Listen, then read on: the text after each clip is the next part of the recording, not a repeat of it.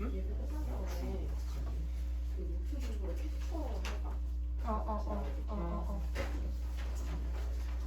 네, 그럼 다 같이 사도신경 하심으로 예배 시작하겠습니다. 전능하사 천지를 만드신 하나님 아버지를 내가 믿사오며 그 외아들 우리 주 예수 그리스도를 믿사오니 이는 성령으로 잉태하사 동정녀 마리아에게 나시고 본디오 빌라도에게 고난을 받으사 십자가에 못 박혀 죽으시고 장사한 지 사흘 만에 죽은 자 가운데서 다시 살아나시며 하늘에 오르사 전능하신 하나님 우편에 앉아 계시다가 저리로서 산자와 죽은 자를 심판하러 오시리라. 성령을 믿사오며 거룩한 공예와 성도가 서로 교통하는 것과 죄를 사하여 주시는 것과 몸이 다시 사는 것과 영원히 사는 것을 믿사옵나이다. 아멘.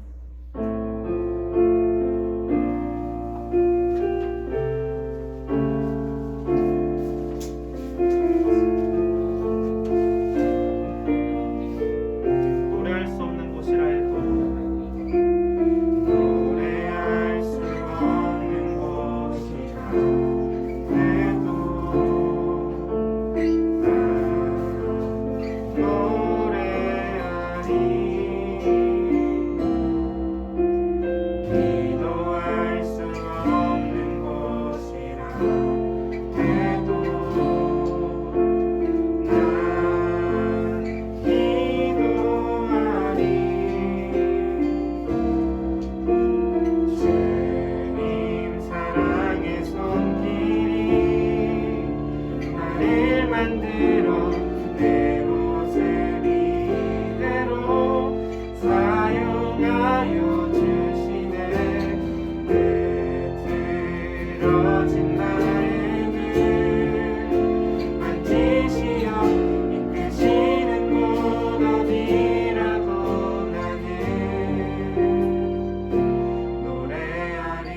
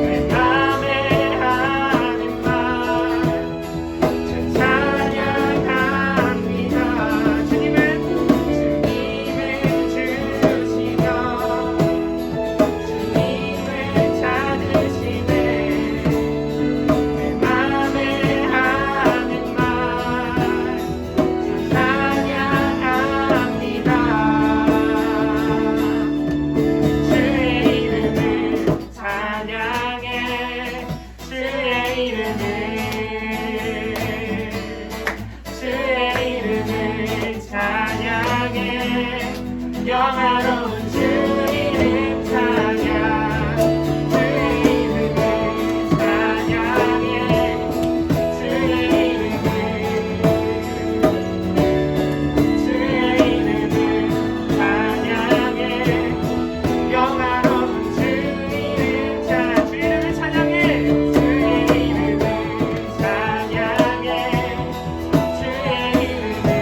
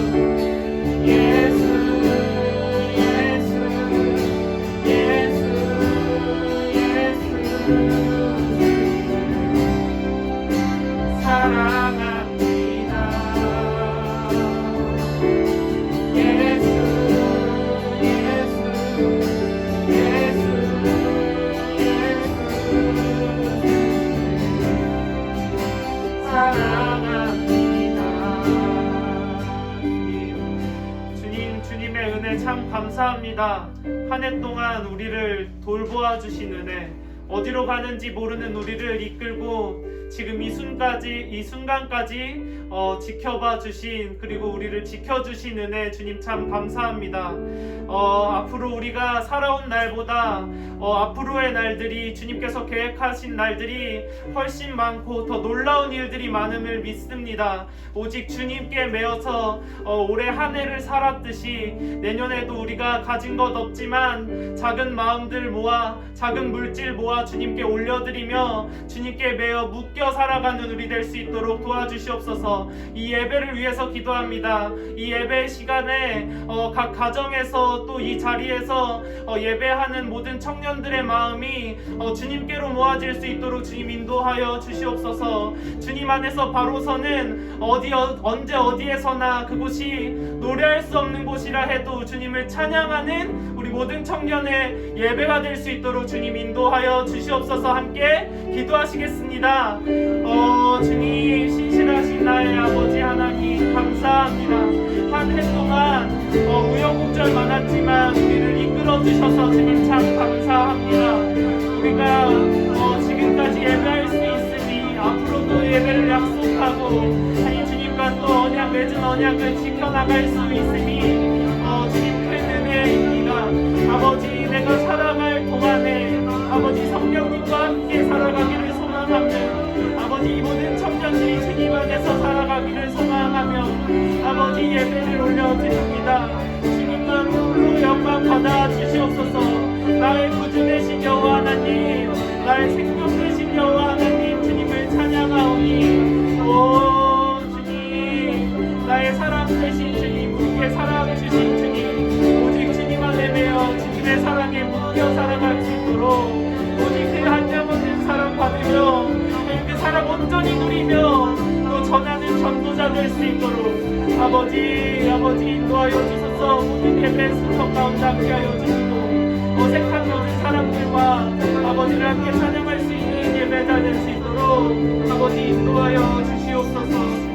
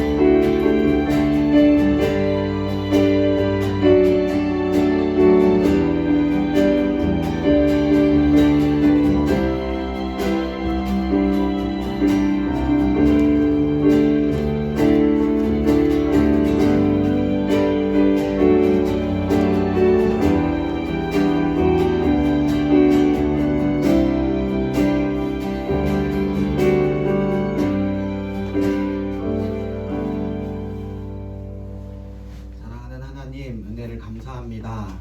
올해 마지막 예배를 주님 앞에 올려드립니다. 하나님, 어떻게 보면 참 허무하다 싶은 한 해가 같습니다. 하나님, 그러나 그 모든 시간마다 그 순간마다 하나님께서 함께 하셨음을 믿습니다. 하나님, 또 한 해를 시작하며 우리 안에 막연함과 우리 안에 불안함과 우리 안에 여러 가지 힘든 마음들이 있지만 주님께서 함께 하신다면 우리가 승리할 것을 믿습니다. 우리 앞에 모든 큰 문제가 밥으로 여겨지는 그런 믿음이 우리 안에 있을 수 있도록 은혜를 베풀어 주시옵소서.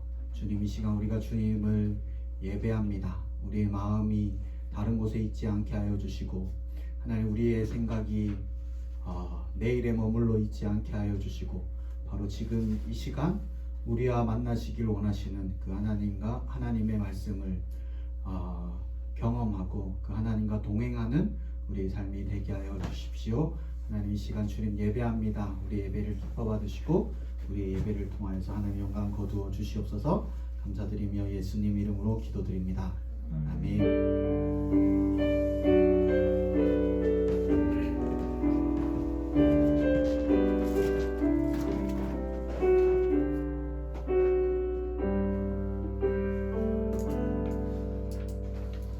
오늘 함께 나누신 하나님의 말씀은 에스라서 4장 1절에서부터 6절까지 말씀입니다. 에스라서 4장 1절에서부터 6절까지 말씀입니다.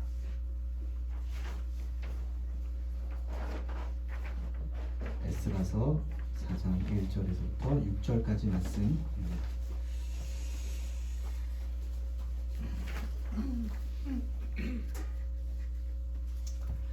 저와 한 절씩 읽겠습니다. 사로잡혔던 자들의 자손이 이스라엘의 하나님 여호와의 성전을 건축한 다음을 유다와 베냐민의 대적이 듣고 스룹바벨과 족장들에게 나와 이르되 우리도 너희와 함께 건축하게 하라.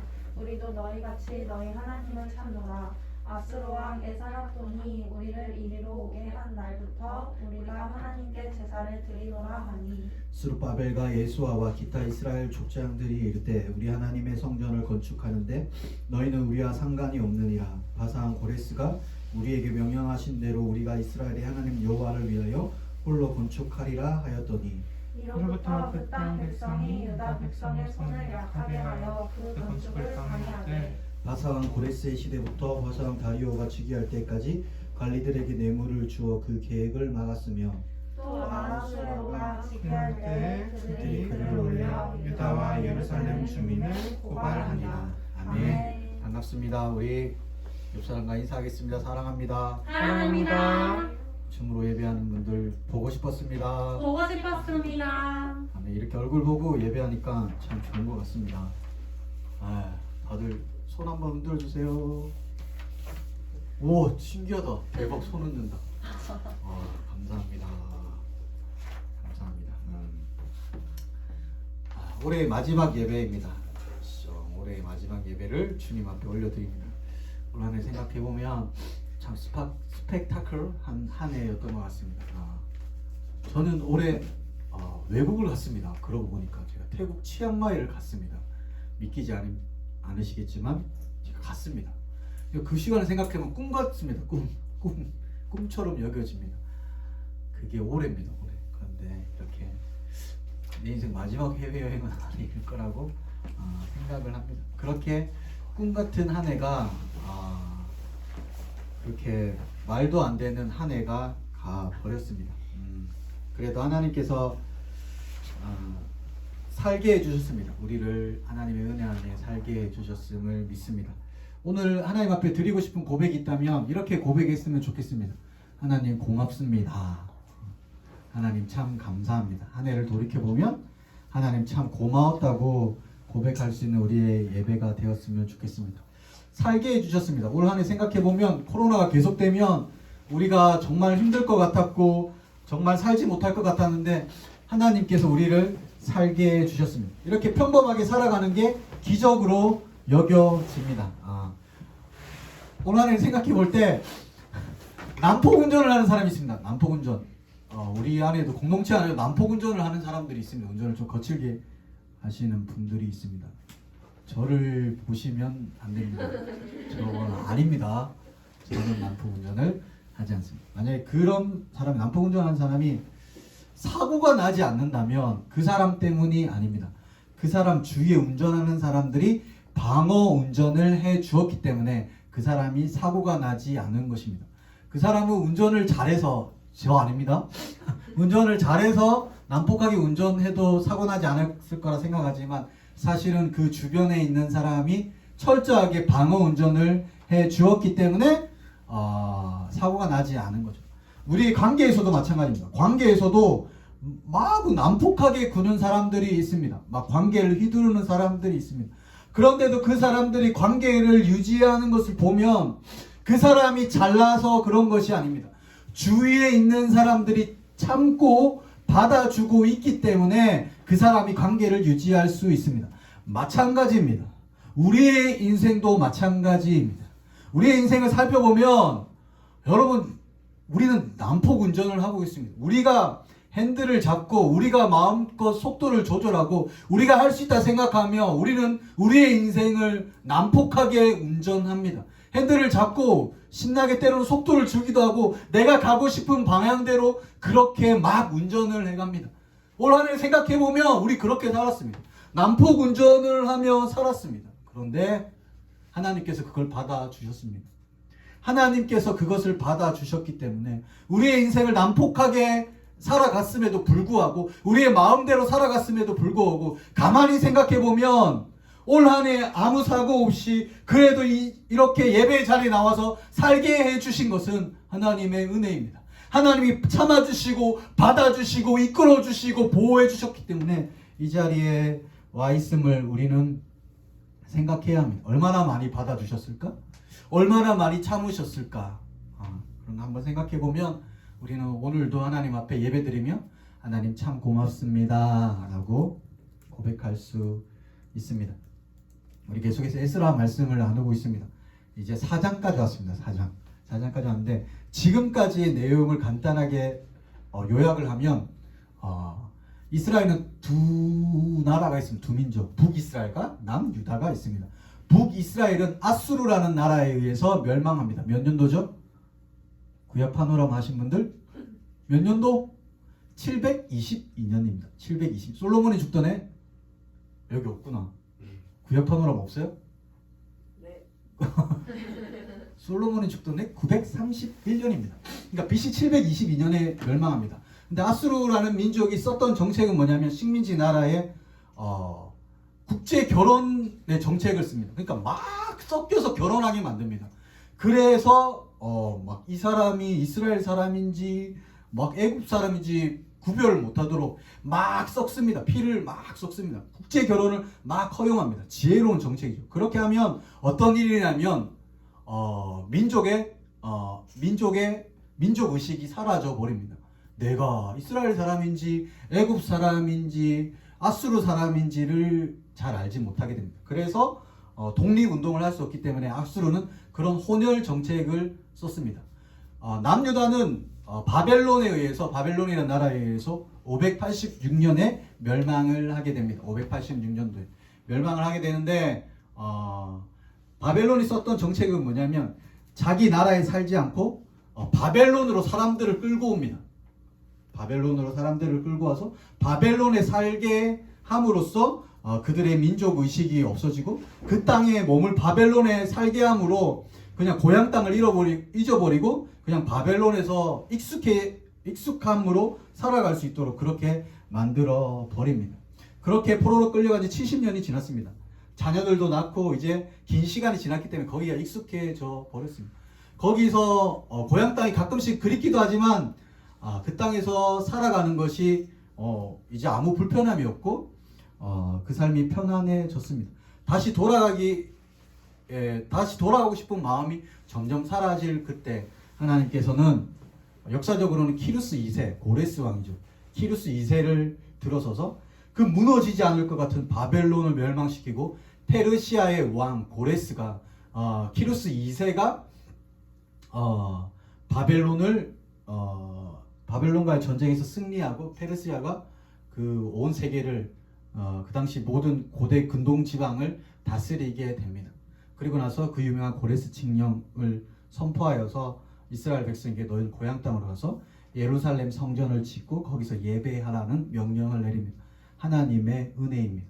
그래서 이스라엘 백성들이 다시 고국 땅으로 돌아옵니다.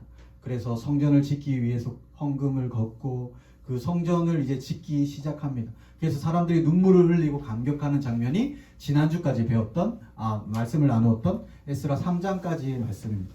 그리고 이제 4장이 시작됩니다.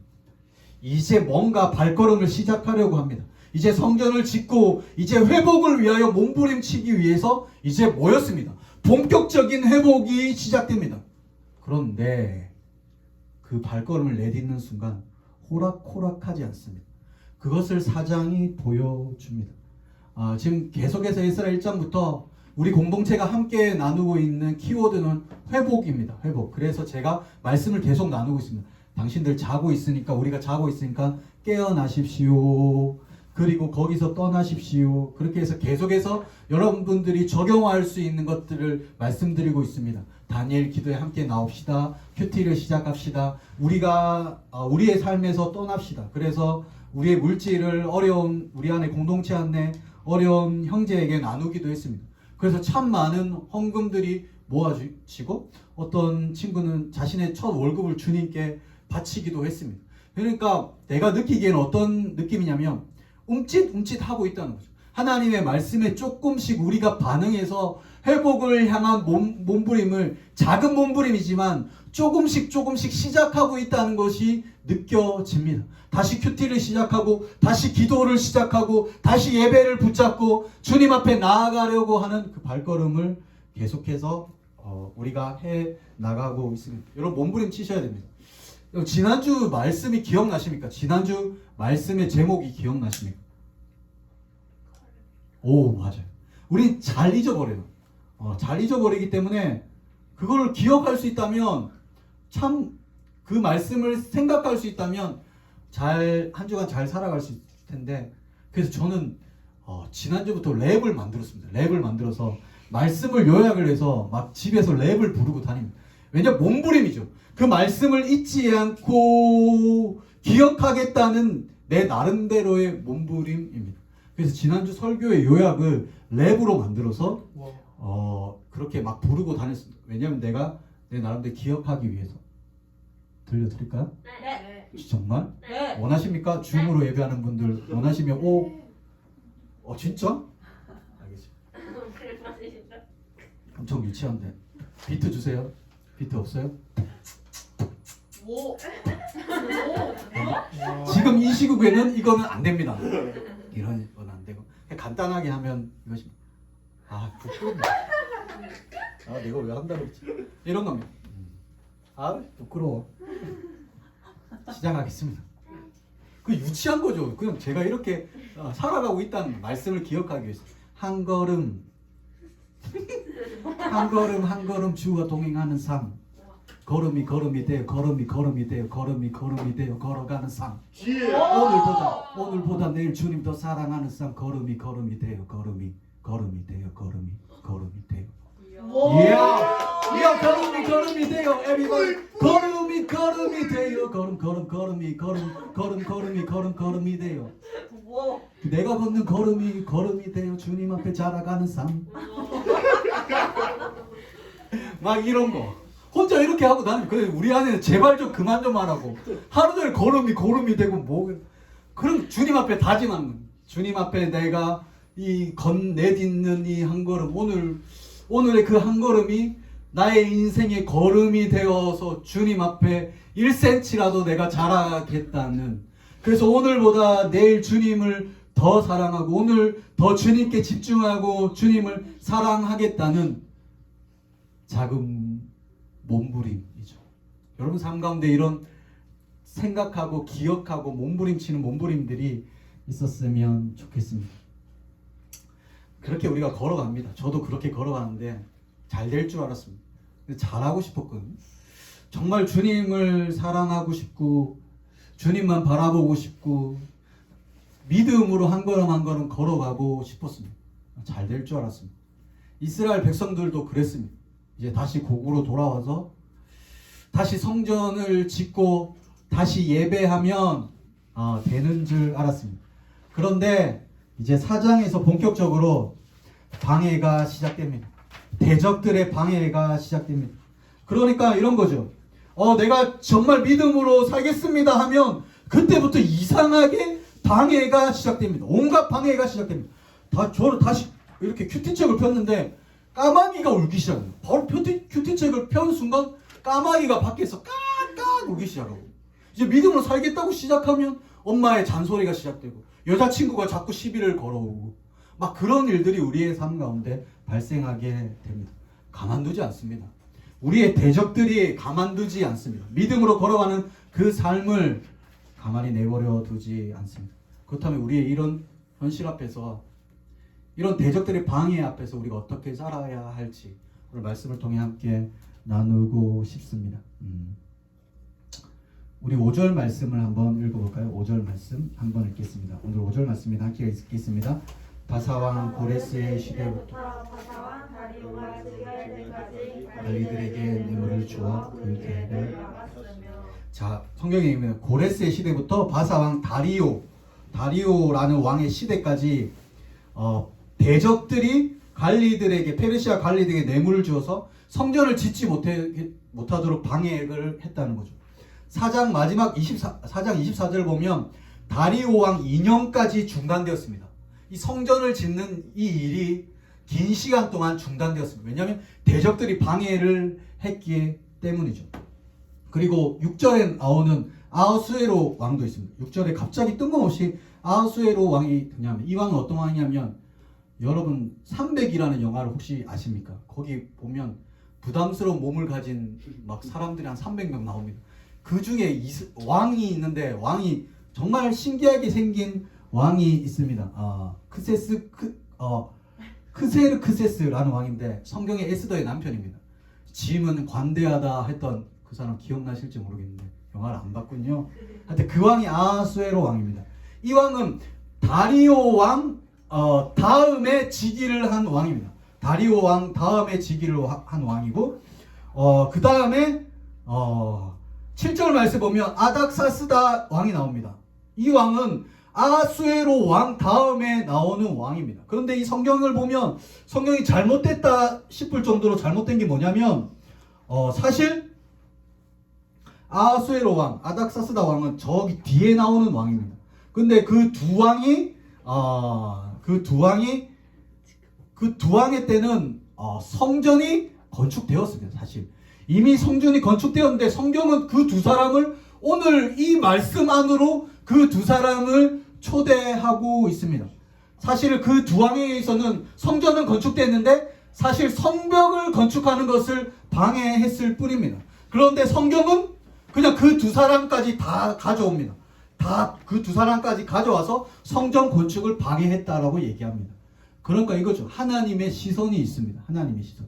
인간의 눈에는 아하수에로 왕과 아닥사스다 왕의 때에는 성전이 건축되었습니다. 인간이 보는 성전은 건축되었을지 몰라도 하나님의 눈에 보기에는 아직 성전이 건축되지 않습니다. 진짜 성전 있잖아요. 눈에 보이는 성전 말고 진짜 성전, 예수 그리스도를 구주로 삼는 진짜 성전은 건축되지 않았기 때문에 하나님은 말씀을 통해서 이렇게 우리에게 말씀해 주고 있습니다. 눈에 보이는 교회, 예인 교회가 진짜 교회가 아닙니다. 바로 우리 예수님을 모시고 살아가는 우리가 진짜 교회입니다. 교회는 사람이 많아야 강해지는 것이 아닙니다. 교회는 돈이 많아야 강해지는 것이 아닙니다. 교회의 교회됨은 예수 그리스도입니다. 예수님이 계셔야 됩니다. 주는 그리스도시요 살아계신 하나님의 아들이다 고백하는 사람들의 모임이 교회입니다. 아무리 건물이 화려하고 돈이 많고 겉으로 봐도 교회라도 그곳에 예수님이 없다면 교회가 아닙니다. 성전이 지어진 것이 아닙니다. 그러나 아무리 초라한 교회라 할지라도, 성도가 몇 명이 없다 할지라도 그곳에 예수님을 구주로 고백하는 그 신앙 고백이 있고 예수님과 함께 동행한다, 그곳은 교회입니다. 교회죠. 이스라엘 백성들은 성전의 무너짐을 경험했습니다. 이유는 한 가지입니다. 그들이 국방이 약해서도 아니고 그들의 정치인들이 실수를 해서도 아닙니다. 하나님을 버렸기 때문입니다. 하나님을 제대로 믿지 않았기 때문에 그들은 성전이 무너지는 그 아픔을 경험했습니다. 역대기를 보면 역대기를 읽으신 분은 자주 접하는 말씀이 있습니다. 너희가 나를 버렸기에 내가 너희를 버렸다라는 말씀이 자주 등장합니다. 그러니까 이 말씀은 봐라, 너희가 먼저 나 버렸지. 하나님께서 내가 먼저 너희 버린 거 아니죠?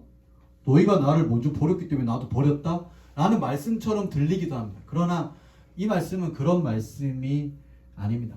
이스라엘 백성이 잘못한 것은 예레미야 2장 13절을 보면 두 가지 악인데, 생수의 근원이신 하나님을 버렸습니다. 그리고 자기가 스스로 웅덩이를 판 거, 그 두 가지 죄악입니다. 그러니까 정수기가 있는데 집에 정수기 버튼만 나오면 물이 나오는데 그 정수기가 지겹다고 그 정수기를 버려버리고 땅을 파기 시작합니다. 물이 나올 때까지 땅을 파는, 여기도 땅을 파고 저기도 땅을 파는, 우리가 생각하기에는 이해할 수 없는 행동을 이스라엘 백성들이 했고 우리도 했습니다. 그렇기 때문에 이스라엘 백성들이 하나님을 버렸습니다. 하나님을 버렸습니다. 그리고 다른 곳에서 만족을 찾으려고 했습니다.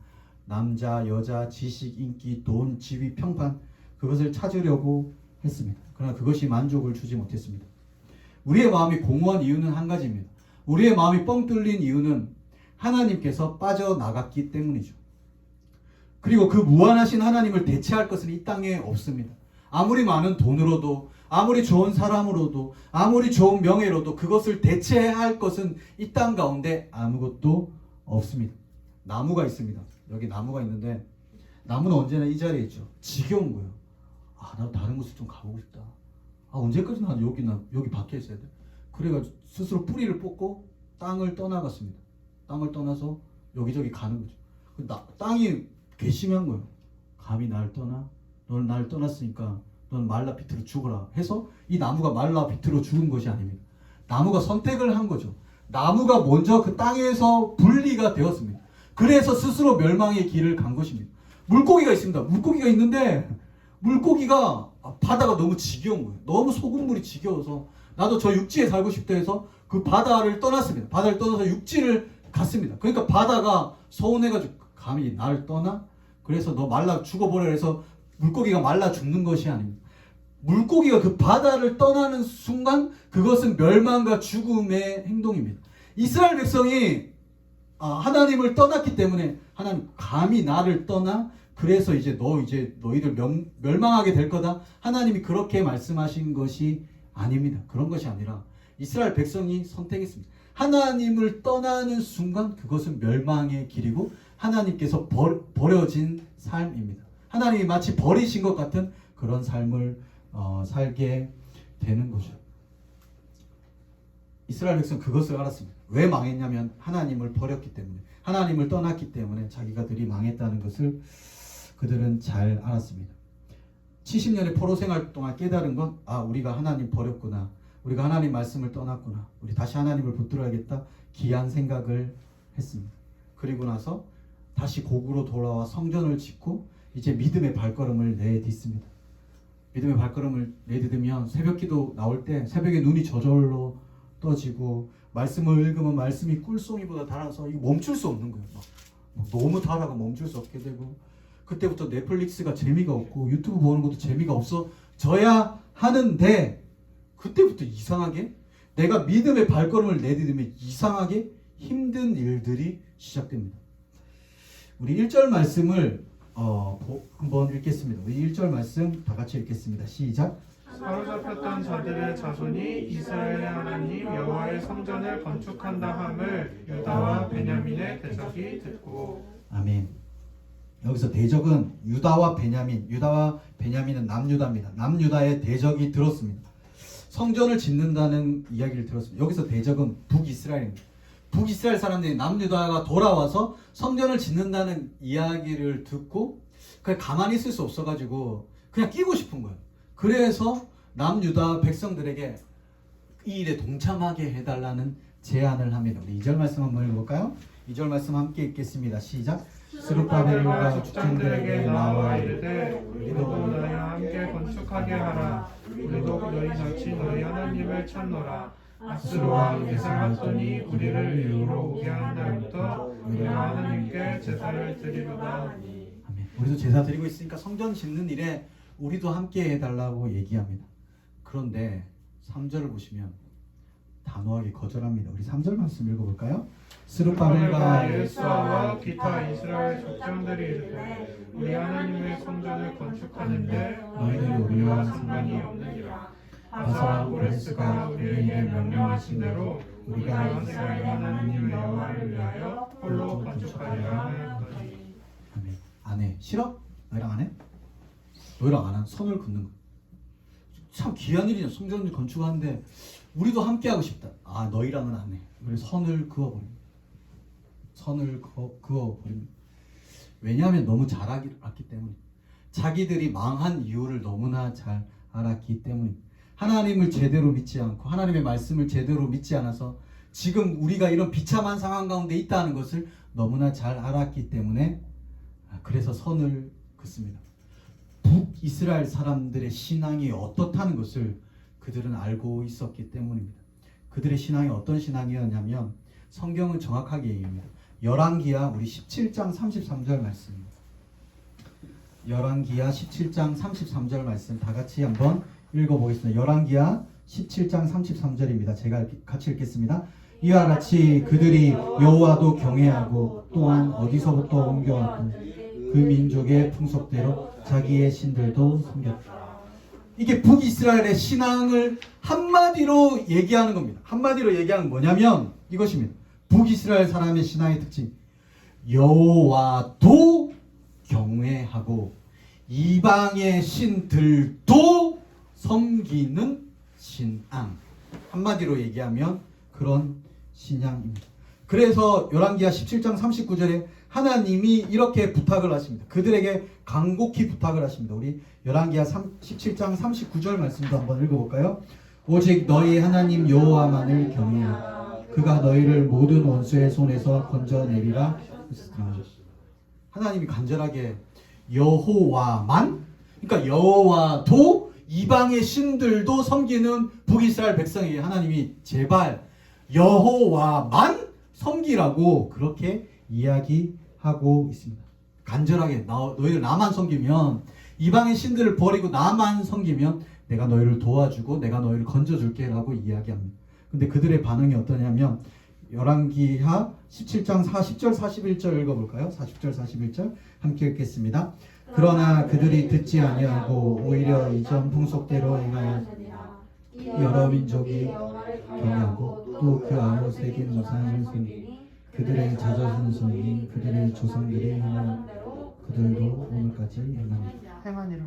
자, 듣지 아니하고 그냥 여호와도 경외하고 그냥 우상도 섬기니 그들이 자자손손 오늘까지 행하니라. 오늘 남유다 백성들에게 성전을 같이 짓자고 얘기한 사람들의 정체는 뭐냐면 여호와도 섬기고 이방 신들도 섬기는 사람들이 와가지고 하는 거예요. 와가지고 우리도 성전을 같이 짓자 했을 때 손을 긋으면 안 된다는 거. 왜냐하면 그들의 신앙을 너무나 잘 알았기 때문에.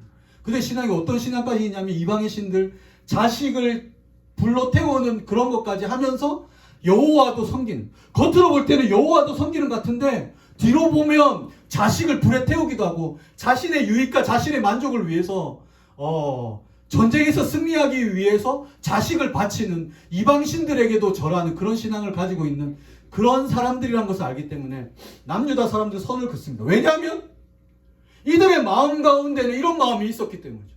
여호와만 섬기고 싶은 마음이 있었기 때문이죠. 진짜 하나님만 사랑하고 하나님만 바라보고 싶은 마음이 있었기 때문에 그들이 와서 섞이게 되면 그 마음을 잃어버릴까봐 안타깝지만 손을 긋습니다. 안 된다고 얘기합니다. 혹시라도 그 이방신을 섬기는 그 신앙이 들어올까봐 선을 긋습니다. 냉정하게 긋습니다. 여러분, 냉정하게 그을 때는 그어야 합니다. 단호하게 나의 인생 가운데 선을 그어야 될 때는 그어야 합니다. 이스라엘 백성이 단호하게 선을 긋습니다. 그들의 마음을 엿볼 수 있습니다. 이 마음이 진짜라는 것, 하나님을 향한 마음이 진짜라는 것을 알 수 있습니다. 그래서 대적자들은 그 거절을 받은 후에 화가 나서 이제 온 힘을 다해 성전을 짓지 못하도록 합니다. 그들이 가진 에너지, 그들이 가진 힘, 모든 지혜를 짜내서 성전 건축을 방해합니다. 거짓 음해를 계속하고 뇌물을 페르시아 왕에게 보냅니다. 그리고 계속해서 조서를 보냅니다. 성경의 에스라서에 총 3번을 보냅니다. 아하수에로 때 1번, 아닥사스다 왕 때 2번. 오늘은 아닥사스다 왕 때 보낸 2개의 상소문 중에 두 번째 상소가 11절부터 나옵니다. 11절부터 그러니까 11절 말씀 한번 읽어볼까요? 아닥사스다 왕에게 올린 그 글의 초보는 이러하니 강 건너편에 있는 신하들은, 그러니까 아닥사스다 왕에게 북이스라엘 사람들이 조서를 올립니다. 그리고 자기들을 뭐라고 얘기하면 신하라고 얘기합니다. 한글 성경에 신하라고 번역됐지만 사실 종입니다. 저는 페르시아 제국의 종입니다. 근데 왕에게 드릴 말씀이 있습니다. 저들이 성전을 짓고 있는데 저들이 성전을 짓는 일은 저희랑 상관없지만 걱정돼서 말씀드립니다. 나중에 성경에 계속 나오는 내용입니다. 저들은 성전을 짓고 나서 세금을 안 낼 거고 왕에게 피해가 올 거고 저들이 힘을 합쳐서 반란을 일으킬 것입니다. 저는 왕에게 은혜를 입었기 때문에 왕이 걱정돼서 이런 조서를 드립니다. 구구절절 거짓을 얘기합니다. 거짓 상소를 올립니다. 그리고 페르시아 왕이 조사를 명령하고 그 조사를 해서 그 거짓 모함 때문에 성전 짓는 일이 중단되어 버립니다. 믿음으로 시작한 발걸음이 중단되어 버렸습니다. 그게 4장까지의 이야기입니다. 왜 예수님을 믿고 믿음으로 살려고 하는데 왜 이런 일이 일어났냐는 거죠. 이스라엘 백성들이 정말 진실된 마음으로 손까지 긋고 믿음의 발걸음을 내딛었습니다. 그러면 조금 승승장구하고 조금 하나님의 축복이 함께 하시고 그러면서 성전이 막 지어져야 되는데 대적들의 방해로 인해서 모든 일들이 중단되어 버렸습니다. 진짜 맘먹고 신앙생활 한번 하려고 했는데 다른 것을 붙잡았다가 실패했다는 것을 알기 때문에 이제 하나님만 붙잡고 신앙생활을 하려고 하는데 대적들이 방해를 하기 시작했습니다. 하나님께 돌아오면 탕자가 집으로 돌아왔을 때 거리가 먼데 아버지가 안아주시고 송아지를 잡고 잔치가 벌어지는 일이 일어나야 합니다. 내가 주님께 돌아오면 잔치가 벌어지고 아버지가 안아주시고 아버지가 가락지를 씌워주시고 좋은 옷을 입혀주시고 그러면서 나의 인생에 평통한 일들이 펼쳐져야 되는데 그렇지 않습니다. 여러분들 경험하지 않았습니까? 수련회를 갔다 와서 큰 마음으로 큰 결단으로 주님 앞에 믿음의 발걸음 내딛는 순간 엄마의 잔소리가 갑자기 시작됩니다. 우리 집 우리 가정에 정말 이상한 일들이 펼쳐집니다. 내 주위 모든 사람들이 마치 나를 방해하는 것 같은 그런 환경이 나를 짓누르기 시작합니다. 그런 것들을 우리는 경험합니다. 주위의 사람들이 가만히 나를 내버려두지 않고 모진 말을 합니다. 나의 마음을 아프게 하는 말을 합니다. 교회가 참 신기한 게 한 사람이 열심을 내고 주님을 위해 진짜 헌신을 하면 칭찬하고 응원해야 되는데 몇몇의 사람들은 응원하지 그것을 제대로 잘 봐주지도 않습니다. 오히려 그것들을 비난합니다. 그게 교회입니다. 같은 교회 안에서 그렇게 열심히 하면 와 나도 저렇게 살아야겠다 부러워야 되는데 오히려 때로는 비난하기도 합니다. 교회가 교회를 비난하기도 합니다. 그래서 우리의 마음이 때로는 상하기도 합니다. 갑자기 방해하는 환경들이 내 앞에 주어지고 뭔가 하려고 하면 문이 닫혀 버립니다. 올해 무언가 하려고 했습니다. 올해 참 많은 계획들을 하고 이제 청년대학교 안에서도 참 하고 싶은 일들이 많았습니다. 다 막혔습니다. 믿음의 발걸음을 내딛는 순간 그 모든 것들이 중단되어 버렸습니다. 이제 현장 예배를 이제 시작하려고 하면 또 막혀버립니다. 하려고 하면 막혀버립니다. 신약 파노라마, 한강 프로젝트, 제주 선교 다 중단되어 버렸습니다.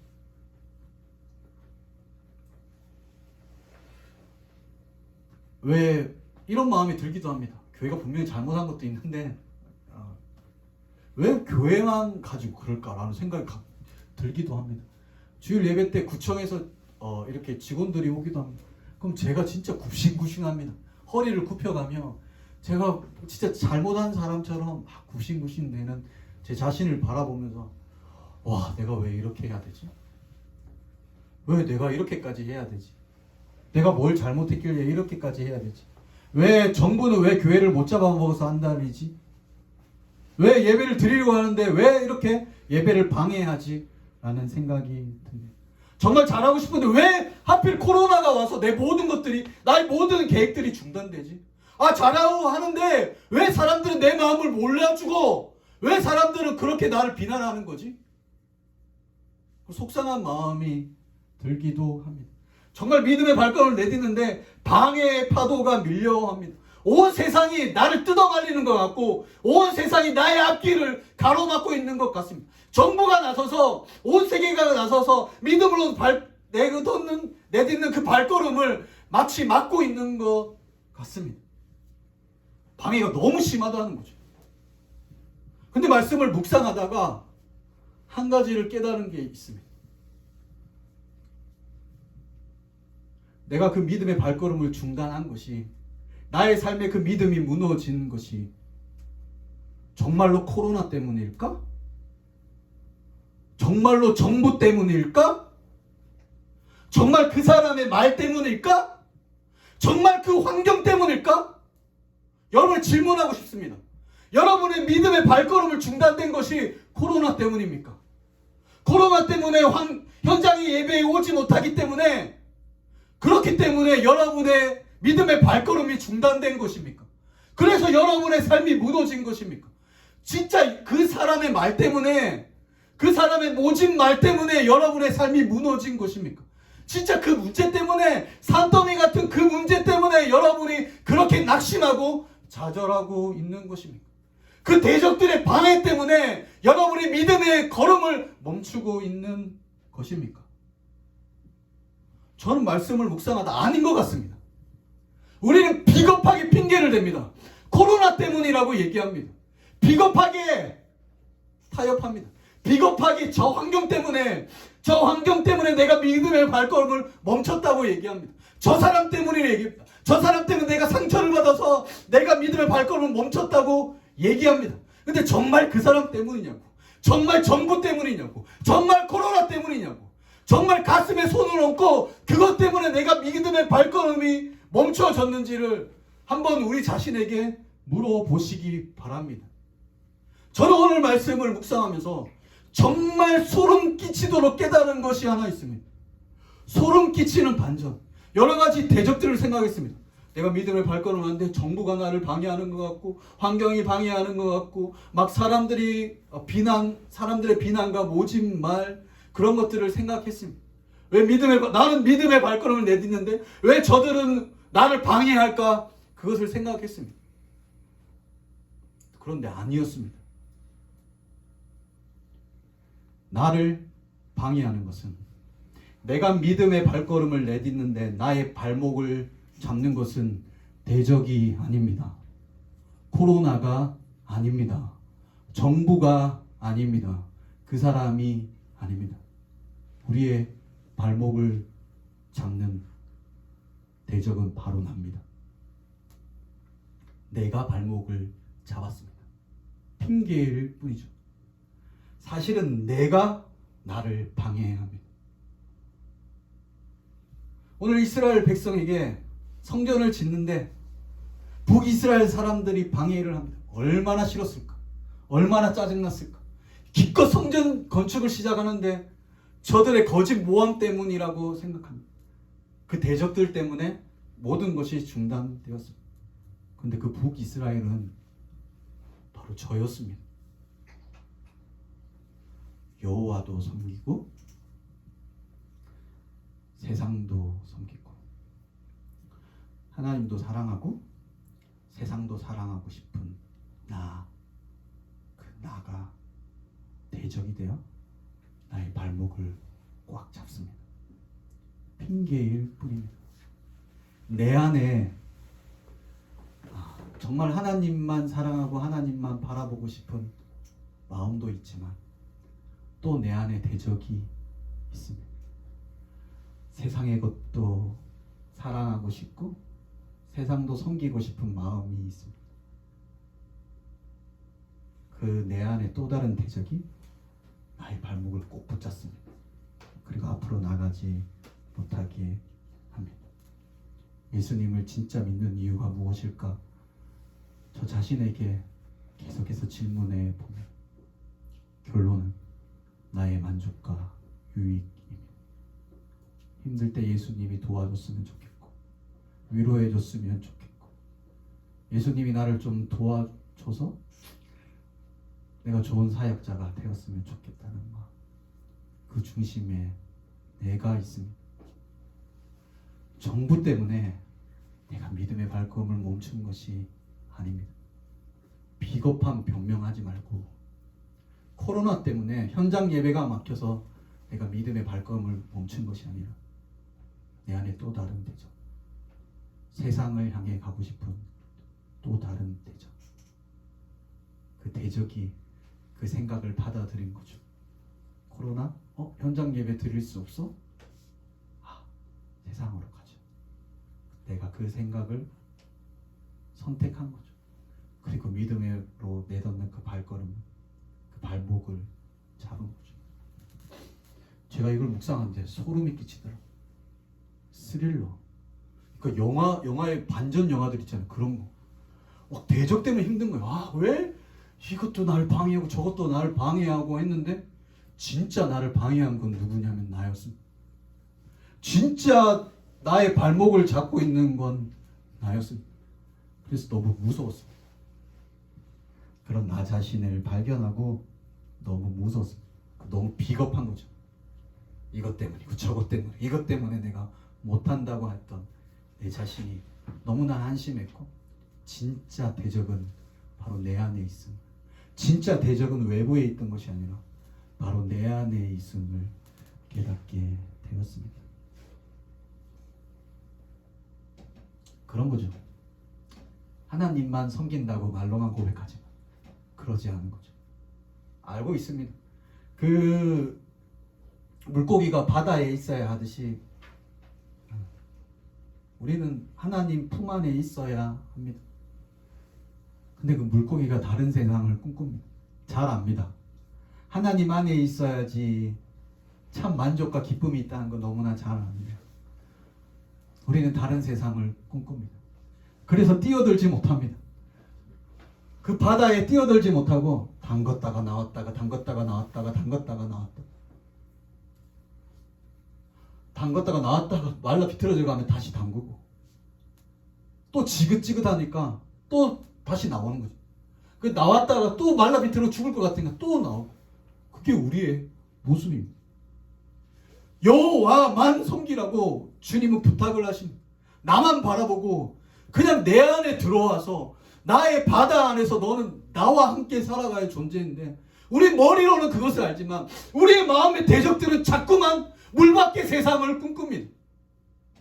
예배 드릴 때는 이 안에 있을 때는 좋은데 세상 밖으로 나가면 세상이 화려해 보이고 세상이 반짝이고 알지만 거기에 만족이 없다는 거 알고 거기가 공허하다는 거 알지만 나도 모르게 또 거기에 발을 내딛는 모습. 담궜다가 나왔다 담궜다가 나왔다. 그런 신앙을 살아가기 때문에 나의 발목을 붙잡는 거죠. 믿음의 발걸음을 내딛는데 나를 진짜 방해하는 것은 다른 어떤 존재가 아니라 나 하나님을 사랑한다 고백하지만 사실은 세상도 사랑하는 그 나가 나의 발목을 꽉 붙잡습니다. 그리고 나를 한 걸음도 걷지 못하게 합니다. 마태복음 11장 39절에 우리가 잘 아는 말씀이 있습니다. 수고하고 무거운 짐지자를 다 내게 오라. 내가 너희를 쉬게 하리라. 나는 마음이 온유하고 겸손하니 나의 멍에를 메고 내게 배우라. 그래야면 너의 마음이 쉼을 얻으리니 이는 내 멍에는 쉽고 내 짐은 가벼움이라 하시니라. 예수님 말씀하신 내 수고하고 무거운 짐지 다 짐을 가져오라. 그리고 내 멍에를 메어. 사명입니다. 내 멍에를. 그런데 이게 가볍답니다. 우리는 가볍지 않잖아요. 우리에게 맡겨진 일이 여러분 가볍습니까? 셀리더 일도 부담스럽고 임원도 부담스럽고 교사 일도 부담스럽고 그래서 연말이 되면 한 해 더 할 수 있을까? 왜 연말만 되면 교육자들이 왜 나에게 잘해주지? 막 이런 생각들을 합니다. 그래서 제 마음 가운데는 내려놓고 싶은 마음들이 있지만 용기가 없어서 내려놓지 못하는 그런 삶을 삽니다. 근데 예수님이 말하고 있습니다. 나의 짐은 가볍다고. 나의 멍에는 가볍다고 이야기합니다. 여러분 가벼운 것을 경험하신 적이 있습니까? 우리에게 항상 부담스럽고 무겁잖아요.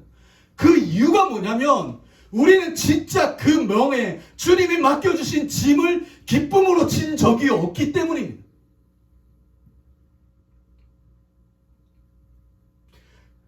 우리 안에 지기 싫어하는 마음이 있기 때문에 내려놓았다가 들었다가 내려놓았다가 그냥 쥐고 있으면 가볍다고 하시는데 그냥 지면 주님께서 도와주시기 때문에 그 짐은 주님 주시는 힘으로 하는 거기 때문에 가볍다고 하시는데 우리는 지기 싫으니까 사실은 그 짐이 지기 싫으니까 우리는 이 말씀을 경험하지 못합니다. 신앙은 이것입니다. 뛰어드는 것입니다. 짐을 주시면 그냥 지기 싫어하는 것이 아니라 그냥 저 봅니다. 그리고 주님께서 가볍다 하신 그 지점까지 가 보는 거죠. 사랑하는 리더들, 교사들, 방송팀, 여러 가지 청년들이 참 많은 일을 합니다. 그걸 볼 때마다 안타까운 마음이 들기도 하지만 제가 여러분에게 드리고 싶은 말씀은 뭐냐면 주님께서 맡겨주신 짐이라면 기쁘게 지라는 거죠. 지기 싫어하니까 무거운 겁니다. 이걸 어떻게 어떻게든 지기 싫어하니까 무거운 것입니다. 근데 그 기쁨으로 받아들일 때 주님의 약속이 말씀이죠. 내 짐은 가볍다 하시잖아요. 우리가 기쁨으로 그 짐을 낼 때 주님께서 우리와 함께 하실 것입니다. 신앙은 뛰어드는 것입니다. 여호와도 이방 신도 섬기는 건 아닙니다. 그것은 신앙이 아닙니다. 여호와만 섬기는 것, 그것이 신앙입니다. 여호와께 뛰어드는 것, 여호와만 바라보는 것, 여호와만 사랑하는 것, 그것이 바로 신앙입니다. 청년들이 도전합니다. 이왕 신앙생활을 하는 거 더 이상 우리가 발목 잡지 않았으면 좋겠어요. 그 왈칵 뛰어들었으면 좋겠어요. 그냥 우리의 젊음을, 우리의 청춘을 하나님께 드렸으면 좋겠습니다. 성경에 보면, 말씀에 보면 말씀은 위로의 책입니다. 특별히 계시록 같은 경우는 정말 위로의 책이죠. 승리가 보장됩니다. 우리가 예수 그리스도와 함께 결국 승리할 것을 얘기하고 있습니다. 근데 성경을 읽는데 이게 혹시 여러분 말씀을 읽는데 위로가 되지 않나, 특별히 계시록 같은 부분을 읽다가 이것이 그냥 두려운 말씀이고 이것이 위로가 안 된다면 여러분 신앙을 점검하셔야 됩니다. 왜냐하면 우리에게는 고난이 없기 때문이죠. 계시록을 처음에 읽던 사람들은 친구가 예수님을 믿다가 목이 잘려 나간 사람입니다. 부모님이 예수님을 믿다가 그 장사를 할 수 없게 된 사람들입니다. 그리고 여기저기 핍박을 받았던 사람들, 주위에 그런 사람들이 가득합니다. 그런 사람들이 계시록을 읽으면 이 책은 정말로 위로의 책입니다. 근데 말씀을 읽다가 우리가 위로가 안 되는 이유는 뭐냐면 이게 너무나 먼 나라의 이야기처럼 들려집니다. 주님을 위해 헌신하고 주님을 위해 희생하고 손해보고 핍박받는 사람들이 읽으면, 하나님의 말씀을 읽으면 의를 위하여 핍박을 받는 자는 복이 있다, 이런 말씀을 읽으면 위로가 됩니다. 근데 딴 사람 얘기인 것 같습니다. 딴 세상의 이야기처럼 느껴지기 때문에 이 말씀은 우리에게 위로가 되지 않습니다. 계시록에 보면 주님께서 우리를 만나면 제일 먼저 하시는 일이 뭐냐면 우리의 눈물을 닦아주십니다. 근데 이런 생각이 좀, 무슨 눈물? 무슨 눈물요? 우리가 흘리는 눈물, 무슨 눈물? 우리가 흘리는 눈물 기껏해야 자기 연민의 눈물, 그런 눈물, 누가 막 한마디 한 그 한마디 때문에 슬퍼서 흘리는 눈물. 여기서 말하는 눈물은 주님을 향해 뛰어드는 사람이, 주님을 위해 살아갔던 사람들이 손해보고 희생하고 핍박받고 그렇기 때문에 너무 그래서 흘리는 눈물입니다. 그 눈물을 닦아주신다고 했는데 우리는 그런 눈물을 흘려본 적이 없습니다. 주님 때문에 눈물을 흘려본 적이 없기 때문에 이 성경의 이야기는 다른 나라 이야기처럼 들립니다. 그래서 성경을 읽으면 잠이 옵니다. 성경을 읽으면 이해가 되지 않습니다. 왜냐하면 우리의 삶과 너무나 멀리 떨어진 이야기입니다. 그러나 초대교회 성도들에게는 이 성경은 진짜 위로의 책이었습니다. 왜냐하면 그들은 주님께 뛰어들었기 때문에, 주님 때문에 손해를 보기도 하고 주님 때문에 희생하기도 하고 주님 때문에 시간을 드리고 물질을 드리고 모든 것을 드려서 주님께 드렸기 때문에, 그렇기 때문에 눈물을 흘려본 사람들이기 때문에 주님께서 너희 눈물을 씻겨준다, 닦아준다, 이 말씀이 위로가 됩니다. 그럼 우리에게 더 이상 이것이 위로가 되지 않습니다. 여러분, 예수님 믿으시면서 주를 위해 눈물 한 번 흘려본 사람이 없다면 제가 확신합니다. 가짜입니다. 주님을 위해 희생 한 번 안 해본 사람이 있다면, 주님을 위해 꾹 한 번 참아보지 않은 사람이 있다면 가짜입니다. 예수님 믿는 것은 그것 때문에 때로는 손해보기도 하고 눈물 나지만 서럽지만 내가 잘못한 것이 없지만 예수님 때문에 한번 참아보기도 하고 내 기득권을 한번 내려보기도 하고 희생도 한번 해보고 때로는 내 주머니도 한번 비워보고 내 첫 월급을 한번 주님께 한번 드려보고 휴가도 한번 반납해보고 뺨도 한번 맞아보고 복음 전하다가 물벼락도 한번 맞아보고 그런 흔적이 있어야 됩니다. 그런 흔적이 없다면 하나님의 말씀은 우리에게 위로로 다가오지 않습니다.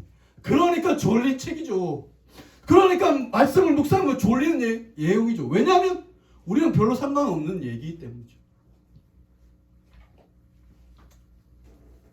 예수를 믿으면서 기껏 추구하는 것이 오늘 교회에서 어떤 말씀을 줄까? 교회에서 어떤 서비스를 줄까?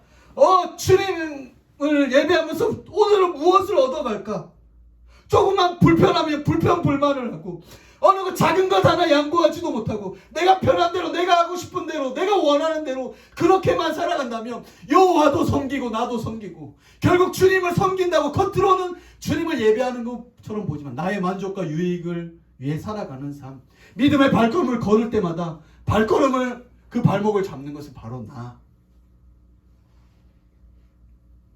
그런 삶을 살아간다면 계시록은 여러분을 위한 책은 아닙니다.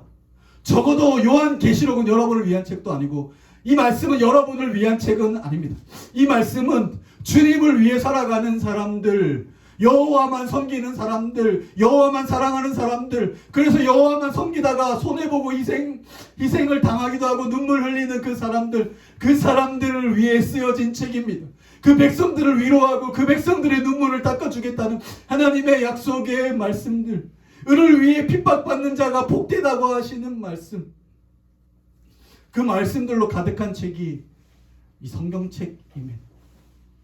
그래서 초대교회 성도들은 이 성경이 정말 큰 위로가 되었고 말씀을 읽는 것이 큰 기쁨이 되었습니다. 성경에 참 많은 경우에 핍박의 내용, 손해보는 내용, 그런 이야기들이 가득합니다. 그렇게 살지 못하기 때문에 공감이 되지 않습니다. 그래서 성경의 이야기는 언제나 우리 먼 이야기처럼 느껴지고, 여러분 저에게 예수님 때문에 손해본 것 좀 얘기해 주십시오. 저에게 예수님 때문에 희생한 것 좀 얘기해 주시고, 예수님 때문에 포기한 것들 좀 얘기해 주십시오. 그렇게 얘기한다면 제가 이렇게 얘기할 겁니다. 요한계시록 읽어보라고. 지금 빨리 읽어보라고. 지금 빨리 성경 펴서 읽어보라고. 하늘의 위로가 임할 거라고. 당신을 위한 위로가 준비되어 있고 당신을 위한 승리가 준비되어 있고 당신이 결국 이길 거라고. 주 예수 그리스도와 함께 이길 거라고. 그렇게 이야기할 것입니다. 우리가 힘든 이유는 하나입니다. 여호와도 사랑하고 세상도 사랑하고 싶기 때문에, 그것 때문에 힘든 겁니다. 그것이 우리의 발목을 꽉 잡습니다. 그래서 한 걸음도 나아가지 못하게 합니다. 진짜 대적은 나였습니다. 진짜 대적은 우리였습니다. 하나님 부탁하십니다. 나만 섬기라고 이야기하고 계십니다. 다시 여러분에 묻고 싶습니다. 가슴에 손을 얹고 대답해 보십시오. 진짜 코로나 때문입니까? 진짜 그것 때문에 무너진 것입니까? 그 환경 때문에 무너진 것입니까? 그 사람 말 때문에 무너진 것입니까? 비겁한 핑계 그만하고 환경 탓, 정부 탓 그만하고 환경이 그래서 힘든 거라고 속지 마시고, 여러분 진짜 우리의 대적은 바로 나라는 것을 여러분 꼭 기억하시기 바랍니다. 고난의 겨울이 계속되고 있습니다. 추워서 힘든 것이라고 생각합니다. 봄이 오면 코로나가 끝나면 괜찮아질 거라고 생각합니다. 그러나 끝나도 봄이 와도 힘들 것입니다. 그리스도인의 진짜 봄은 예수 그리스도 안에 있습니다. 예수 그리스도 안에 있을 때 봄, 여름, 가을, 겨울 그 모든 사계절이 아름답게 변할 거라고 믿습니다. 아름다운 인생은 예수 그리스도 안에 있습니다. 여러분, 여러분의 연약함과 여러분의 생각이 만나서는 안 됩니다. 그러면 결론은 언제나 절망하거나 포기하는 것, 그거밖에 없습니다. 여러분의 연약함과 예수님을 만나게 하십시오. 그렇게 할 때 여러분의 삶 속에 소망이 생기고 희망이 생기게 될 것입니다. 말씀을 정리하겠습니다. 이스라엘 백성들의 힘찬 발걸음, 그 힘찬 발걸음을 막는 대적들의 방해가 시작됩니다. 그 대적들은 사실 우리였습니다. 그 사실을 깨달았으면 좋겠습니다. 오늘 설교 제목은 방해 금지 모드입니다. 핸드폰을 보면 진짜 일에 집중하고 싶을 때 방해 금지 모두가 있습니다. 여기 방해 금지를 누르시면 그때 알림이 울리지 않고 모든 것으로부터 차단이 됩니다. 그래서 일을 집중하게 만듭니다. 에스라를 통해서 회복을 시작하는 이때 우리 함께 이 방해 금지 모드를 눌렀으면 좋겠습니다. 주님께만 집중하고 주님께만 바라볼 수 있도록 방해 금지 모드를 눌리고, 그래서 세상으로 들려오는 모든 알림들, 세상의 뉴스들에게 귀를 닫고 오직 주님만 바라보고 여호와만 바라보고 여호와만 사랑할 수 있는 우리들이 되었으면 좋겠습니다. 지금도 쭉 방해 금지 모드로 더 이상 내가 나를 발목 잡지 못하도록 주님 내 안에 있는 대적들을 주님께서 무너뜨려 주시고 주님만 섬길 수 있도록 하나님 은혜를 베풀어 달라고, 그리고 그 발목을 놓고 주님을 향해 나아갈 때 주님께서 우리의 삶을 통해 일하실 것입니다. 그때 주님이 우리에게 짐을 맡겨주시는데 그 짐을 기쁨으로 받아들 때, 아 이거 힘들 줄 알았는데, 부담스러울 줄 알았는데, 아 가볍구나, 하나님이 함께 하시면 가볍구나라는 것을 깨닫게 될 것입니다. 사랑하는 청년 여러분, 오늘 말씀을 잘 기억하시고 믿음의 발걸음을 내딛는 모든 분들을 응원합니다. 그 걸음을 포기하지 마시고 끝까지 걸어가시기 바랍니다. 제발 내 안에 있는 대적이 우리의 발목을 잡지 않았으면 좋겠습니다. 이왕 신앙생활 하는 것 한 번뿐인 인생, 그래서 마지막인 인생 그냥 주님께 뛰어들어 담궜다가 나왔다 하는 것이 아니라 그냥 아낌없이 주님께 우리의 온 인생을, 우리의 온 청춘을 주님께 드리는 여호와만 사랑하는 저와 여러분이 되시기를 주님의 이름으로 축복합니다.